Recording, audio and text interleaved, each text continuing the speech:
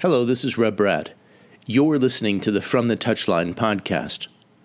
We're coming closer to the end of our special podcast series here during the season of Advent. Christmas is drawing ever nearer. Since the 8th century, the church has been singing the O antiphons. The O antiphons are so named as each line begins with an O.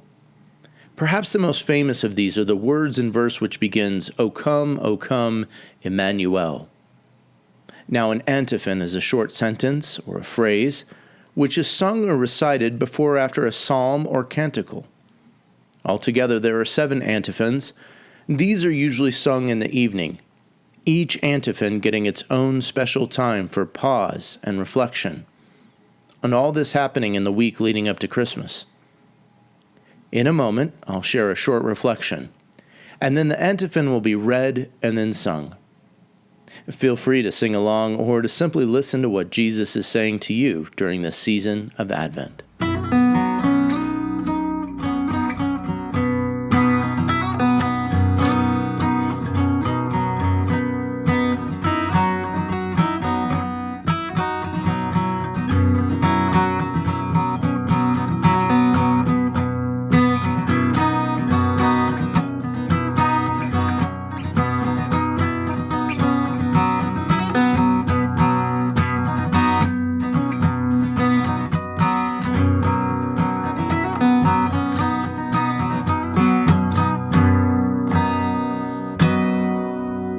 So before we get started this week, I wanted to take a moment and address something.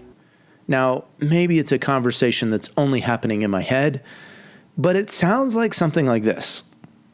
Reb Brad, what are we doing here on this podcast? You're a football chaplain, a soccer chaplain. This is Soccer Chaplains United. Why are we talking about Advent? And we've got these readings and singing and all this stuff going on. Football's fun. It's a beautiful game. No. Anyway, the conversation seems to go this way, and I've had this in my head for a long time. Maybe it's just me. Yes, it does feel weird. It feels strange. It feels like I'm talking to myself a lot, and I keep having this conversation saying things like, well, it's my podcast. Maybe not for very long if no one's listening. Hey, look, I know certainly the music and the singing could be better.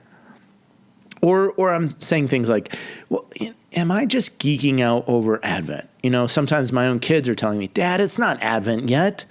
The church doesn't have the wreath up. The sanctuary hasn't changed the colors. We're not singing the songs yet.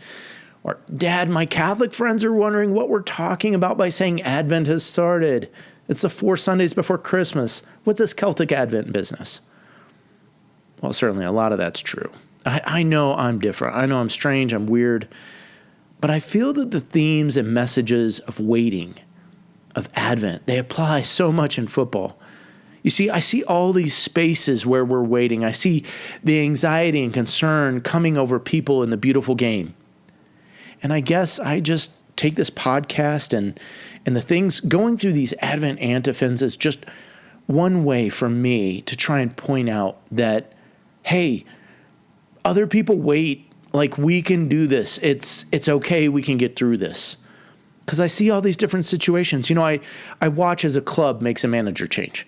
Everyone's waiting. People are wondering, will the new manager like me? Will I have a job? Will I get a new contract? Will I be in the lineup or out of it? I watch as a manager's on a hot seat. They're just waiting for the executives to come walk down the hall or to ask for that post-match day meeting and deliver the news and say, hey, we're moving on. I see other moments. I see moments when athletes are out of contract and hoping and waiting for news that they've got a team, a place to play, a wage that they can earn. Or other moments, a footballer's in recovery and they're working back from an injury, or they're trying to break into a lineup, or they're trying to see if they can get that scholarship or move on to that next place, that next moment. There are other moments when a fan base is waiting for some football messiah, a star striker, a dazzling number 10, or some brilliant manager to come and bring the club up. Sometimes the wait is for news about a points deduction or some sort of league action. In all these spaces, I see people waiting. From the fans to the footballers, I mean, even the post-match cleaners are waiting for the ground to clear out and the cleanup to begin. Waiting spaces are hard. How can we wait well? And here's where I think that Advent helps us, especially if you're a Christian person in football. You see, there are examples, people who have had to wait. There are resources. There's songs and scriptures and other words. There are practices. There are liturgies and rhythms. Each of these things helps us in our own waiting spaces. So, if you tuned into the podcast, let me say thanks. I know it's probably not your typical soccer-related podcast. Sometimes it seems like a bit of a stretch being made here, but I promise you, if you take a moment and consider and look, I think that there's something really rich here. So in this 5th week of Advent, we examine the 5th Advent Antiphon. Listen to the words. O come, thou Dayspring, come and cheer. Our spirits by thine advent here. Disperse the gloomy clouds of night, and death's dark shadows put to flight. Centering in on this title, Dayspring, it's a bit old, but old things are good when we understand them. Dayspring carries this meaning of the dawn or the first morning light. This is a title for Jesus, which comes from Luke chapter 1, verse 78. In this passage, the bigger passage, the prophet Zechariah, this is John the Baptist's dad. He's talking and he's kind of singing and saying this poetic thing, and he talks about the rising sun which will come to us from heaven. Now, I think a lot of us have heard the phrase, it's always darkest before the dawn. It dates back to the 18th century. English theologian and historian Thomas Fuller wrote this. He's traveling around the Holy Land of Israel, and he writes this out as he's kind of contemplating some different things. And sometimes people use this phrase to comfort people who are in deep distress, people who are waiting for good news, some type of salvation or rescue. I don't know if you've ever felt that the darkness was, quote unquote, most dark before the dawn. I don't even know if this is physically true, but I do think there's a certain emotional, spiritual, and psychological truth to this. I recall many moments when I've been camping up in the mountains of Colorado. I don't have my phone around. I don't have a clock or watch or any other type of device. I don't know for certain when the sunrise is coming, but sometimes you're waiting for it. You're anticipating it. And, in those moments when I'm awake before the dawn actually happens, I can't tell if it's really darker, and night is the most dark at that time. But certainly I can tell you this, it certainly feels colder. So I think sometimes this darkness feeling darker is really because we've endured it longer. And our bodies, our minds, our hearts, our souls are waiting for the light of day. And there's something in us that keeps saying, I know it's coming. I know it's coming. Just hold on. Just wait. Just stay warm a little bit longer. Morning's coming. Day is coming. And I think that as that light breaks the horizon, as you start to feel that sort of ambient light start to grow, and you've got that bluish hue coming, it reminds us the day is coming. One more day, the light of day. Can I hold on just a little bit longer? One more day can mean a world of difference. Just think, if you and I could have one more day playing the beautiful game, whether you're a footballer who's had to hang up the boots, or you're a manager that wishes you could manage one more game. Think of one more day with the loved one that we've had to say goodbye to. Maybe it's someone who is off to university. Maybe it was someone, though, that passed away. What would one more day look like? One more day to make things right.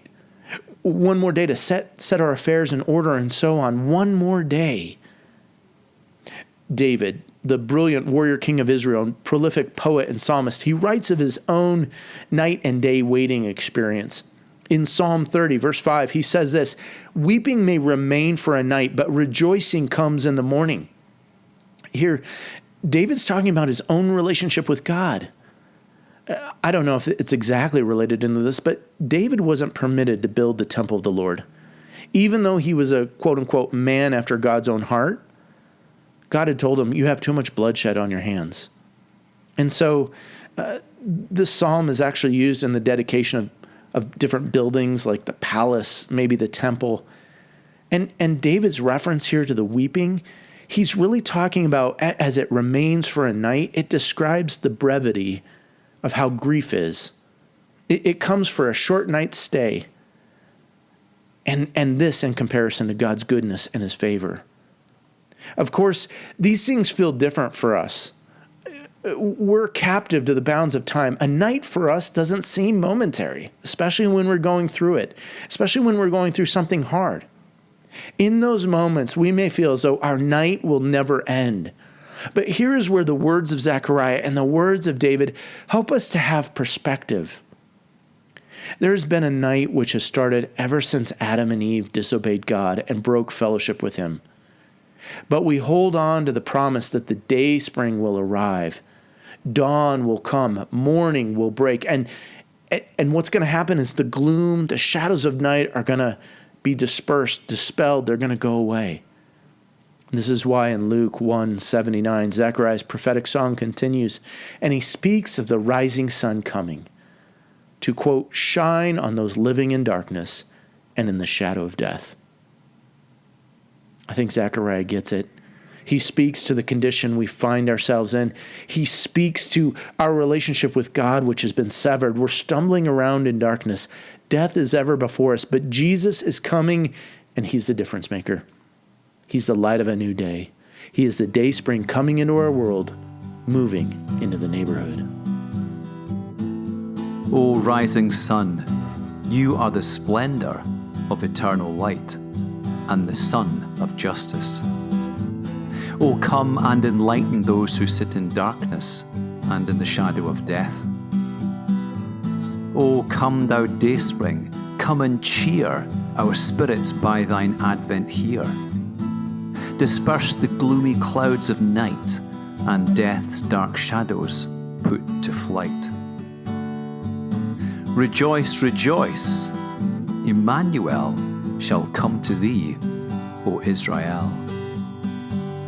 O come now, Dayspring, come and cheer our spirits by thine advent here. Disperse the gloomy clouds of night and death's dark shadow